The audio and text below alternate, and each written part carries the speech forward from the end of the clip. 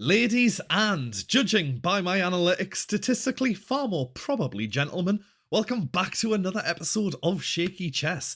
Today we are looking at one of my very favourite weapons for black, the Sicilian Dragon. Famously named after the Italian winged mythical beast which first discovered it, it is an absolutely fantastic answer to e4. So sit yourselves down, get yourselves comfortable, and let's learn how to destroy white, much in the same way that YouTube decided to kill off my last video just as it was taking off. Not that I'm bitter, I did not want to be monetized anyway, so let's do some chess. So the Sicilian white starts with possibly the most boring move, e4. Apologies to any e4 players, but c4 for life, yo. We come out with the c5, and you can see our plan is trying to control this square on the d4 from this inevitable pawn push here. Now, normally what you're going to see is the horsey coming out, and that's mainly what we're going to be looking at today. I do just want to show you a super fun trap. He may come out with the d4. If he does, from here, we go ahead and take, and normally what you're going to see is the horsey coming out like so, attacking it straight away. If he comes out and just says attacks with the queen, that's fine. Clearly we're just going to get the horsey out to the c6, push him back, and that works out better for us. He's kind of double moving, it's allowing us to just carry on developing, gives us a little bit of a lead in initiative there. But what you'll probably see is the horsey coming out. Now, you might be thinking we'll get out our horsey to try and defend. No, we push forwards the e5, lock in that centre, and what we are hoping for is for white to go ahead and take that pawn. And judging by the Lee Chess database, that is the second most popular move. Watch the analysis bar there. Wank. Why is that? Well, because the queen can come across, put him in check, white's forced to defend. We come back and we take that horsey, 3.4 advantage to black, destroying white's hopes and dreams of winning, just like how YouTube destroyed my hopes and dreams of finally getting monetized. Not that I am bitter. I just thought that was a really fun trap, and I just thought it would be a fun little way to start off that video. If you were wondering, the correct move c3, we don't go ahead and take, we just hop up our horsey. He takes, tries to smash open the centre, we take back. He takes back. We do not take back, because if we do, the queen comes down, and then it is the pawn, the queen, all of our pieces are on the back rank. White has massive lead in initiative, and that is bad. So anyway, let's get back to the Sicilian Dragon. So we have smashed forward that c5. He comes out with the horsey. Now you can see he's planning on smashing open the centre at some point there with that d4. We also have to be aware of this pawn advancing to the e5 there, so simple move, just bringing up the pawn to the d6 there, stops that pawn from advancing. And we knew it was coming. White, super aggressive. Pawn bravely marches forward to the d4 like Dalinar Khan across the Shattered Plains into a line of Pashendi. He rushes straight forward. We have a couple of choices. We can hop up the horsey for one. This is quite a fun line. From here, he will get out his horsey, and then after takes and takes, push forward the a6, just stopping any kind of shenanigans going on here. And we're in a pretty even position. But for the dragon, what we will be doing is going ahead and capturing the pawn like so. Horsey comes across and takes. We get out ours, and we threaten his pawn here. So white continues normal development and gets out his horsey, protecting his little pawn friend there. And this is where we have a choice. We can push forward the a6. This is the Najov. I feel I said that wrong. We can develop out the horsey to the c6. This is the classical variation. I am planning on covering these in future videos. So if you enjoy this kind of thing, please subscribe, really helps the channel grow, leave a little comment and like it if you really like it. Sorry for the shameless self-promotion. Anyway, we are covering g6, the dragon. Roar. And you can probably imagine our plan from here. We'll be firing off this fiery fianchettoed, flawlessly fortifying our future flanks while fighting fabulously and fiercely across this diagonal. That took a lot of goes. Basically, we're planning on doing a fianchettoed from here. Clearly, we'll push forward the g6. We want to do the fianchettoed. We want to control this diagonal. Now, what you're probably going to see from here is the bishop coming out to the e3, just making a little bit of room. Queen's going to be coming out. King's probably going to be castling off to the queen side with plans of firing all of these pawns down at us. Now, you may see come across to somewhere like here, the g5, second most popular move. If they do that, just continue on with our plan, firing off the fiery fianchettoed. I'm not doing it again, but we do the fianchettoed. And from here, queen comes down, pairing these bad boys off together, and we can either just get castled off. Analysis Spar goes a little bit, yeah, you know, a little about it. Not the end of the world, though. It much prefers you pushing up the pawn like so onto the h6, push back the bishop, and then we get castled off from there, and then he'll probably get castled off himself. We're in this kind of position, and you can tell what the plan is from here. White is going to be firing pawns down at us like fire and brimstone. We're going to be coming across the diagonal, something, you know, like this, or maybe getting across to here. Trying to fire these pawns up. We need to get this guy out. We still need to get that bishop out. Normally it'll kind of come to here. But anyway, we don't really need to worry too much about that.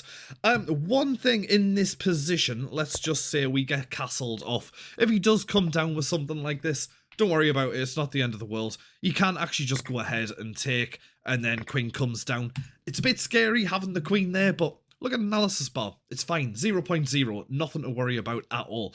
So we can just kind of carry on normal development. Get out the horsey, you know, bringing out the bishop. Probably get the rook across to here on the open file after he gets castled off queen side there. And again, it's going to be the same kind of plan.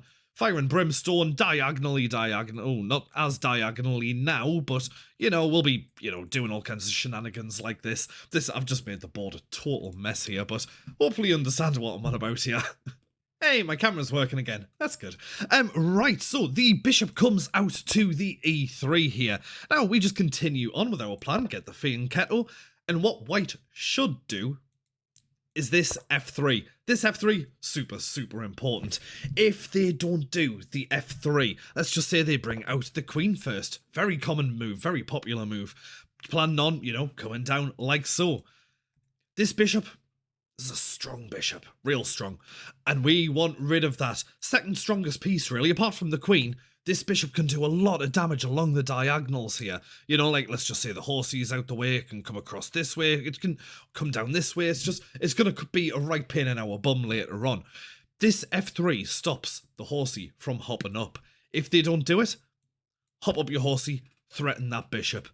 If he comes down now with something like the f3 to kick you out, it's too late. Look at that analysis bar. We've gone from 0.3 to white to 1.3 to black. Because once we take, they take back. You know, I'm lost for words. They've lost such a strong piece there. We can come across with our queen to the b3 there. We're now pairing both of these guys up, controlling the diagonals here, and it's just going to be absolutely fantastic for us. Get this guy involved as well. We'll be getting the bishop out at some point, getting castled off. It's just we're gonna win this game. You know, it's so easy for us from this point. So that f3 is super important. Let's look at a couple more super quick lines in this position. Let's just say instead of that catastrophic f3, it's exactly the same for the h3 as well. Let's just say you just go straight for the castle. One of the more popular moves according to the database there. Well, we still go ahead and we take that bishop there, takes back with the queen, and we can just carry on normal development, get out our horsey. If he does go ahead and take, look at that analysis part, straight up in our favour. There's no reason to do that trade, but you do see it quite often. We go ahead and take back, and then rook on the open file. Good movement for, you know, the diagonals for the queen and the bishop there. It's just completely winning position for us. Now, let's just bring it back. So, like I say, horsey taken is the most popular move. There's other choices, you know, you may see them come down with the bishop, second most popular move, but again, it's not ideal for white there. We just bring across our bishop like so, and just say he does go and do the trade, which again, most popular move by far, and I do not know why.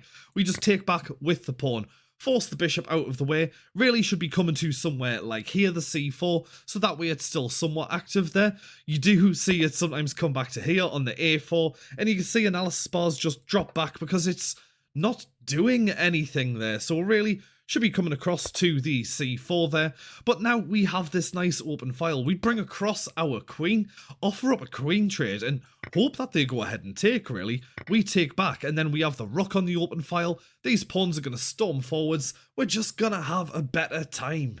Now let's just say the horsey does drop back to here on the b3 like it should. We bring across the queen to the b6 like so, and Engine actually recommends the queen taken. However, it does open up this rook here. We have the diagonal, we have the rook, and white has to be careful, because let's just say he decides to bring out his bishop there, get the bishop a bit more active, get the rooks connected. However, we can go ahead, take that horsey, jump up the rook like so, completely decimating and opening up this entire queenside.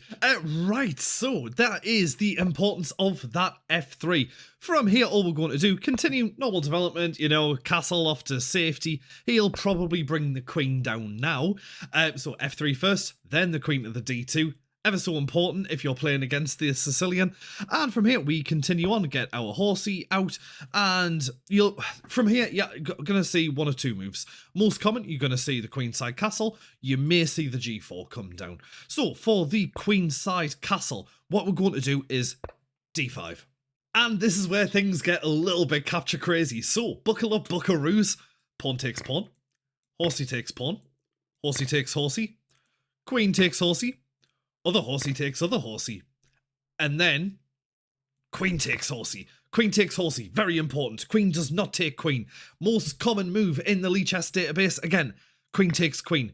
Look at that analysis bar. Wank. Right in white's favour. Because after bishop takes, we take back. Look at this position. We have these two pawns, which are just going to be such targets. I mean, yes, you know, we have the rook who's protecting this, but we want the rook out on the open files there, but as soon as this rook comes out, this pawn's going to be a target. This pawn's already a target. It's a nightmare for us. It's messy. They have three connected pawns who are going to be shooting down like so. It's just everything's in white's favour. I don't like it. It's wrong. So instead, queen takes horsey. Please remember that. All right. Right. Anyway, so this has been building up for some time, like a kettle on a stove. You know, ready to go. It needs to pop, so it comes down. Ooh, the queen. No, the bishop comes down to the h6. I'm getting far too excited. From here, we do not take. Just leave it for now. Develop out your other bishop. Stare down at this weak pawn. Pile on the pressure towards white. Most common move, and the correct move this time, is for the bishop to take. King takes back, that's no real issue for us, and you can see our plan from here. We are well and truly in the middle game now. We're going to be threatening along this diagonal like so. We're going to be trying to get the rooks onto the open files.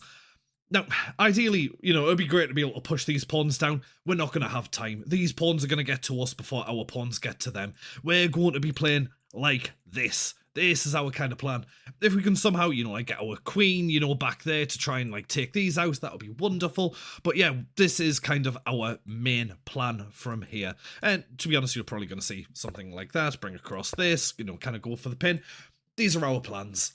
Right, let's swing this bad boy all the way back to, where were we? It was the castle. Instead of the castle, you could see the g4. Again, very, very common move.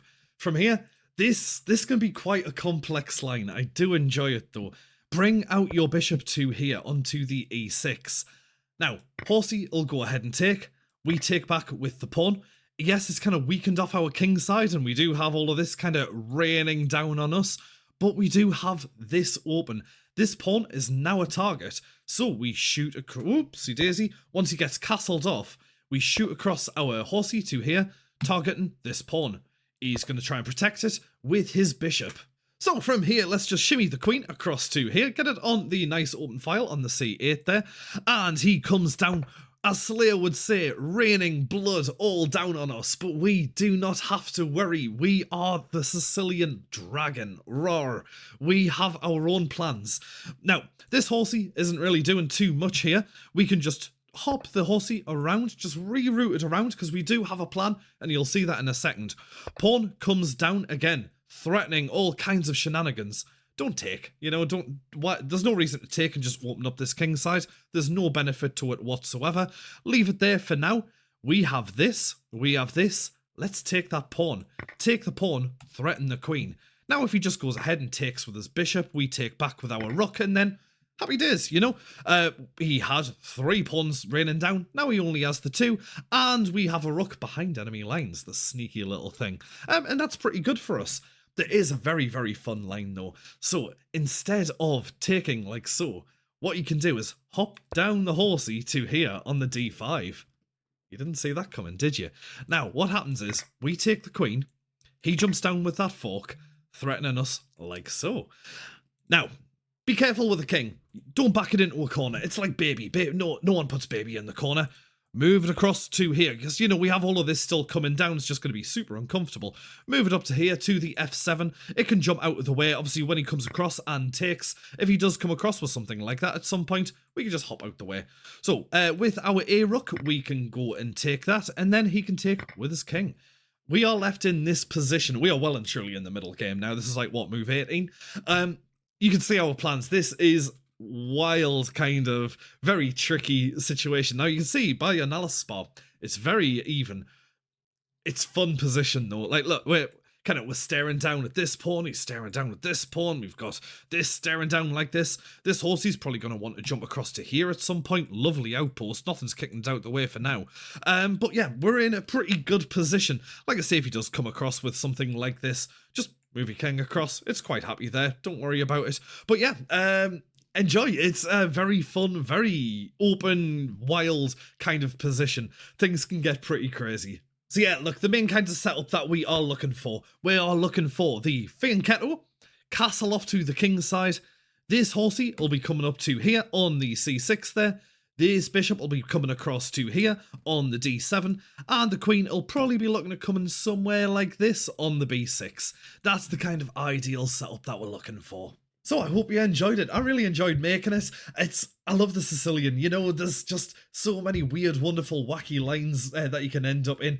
There's too much to cover in one video, which is why I just want to focus just on the dragon. I am going to cover other lines and stuff like that later on. I'm going to keep doing what I've been doing, you know, doing one learning video and then one random chess related thing. Seems like I've been doing a lot of playing against weird chess engines, you know, ChatGPT, the Kilobytes Gambit. I'm going to be doing Battle Chess next. The old 80s Atari game, which I've bought and downloaded, and it's weird, it's wacky, it's so strange, and I love it. And I think it's going to be a lot of fun. But if there's any kind of weird chess engines or sites or anything like that, please let me know in the comments, because I'm super interested. But you guys go off, have some fun, play some chess, YouTube. Please stop throttling my videos. I will catch you later.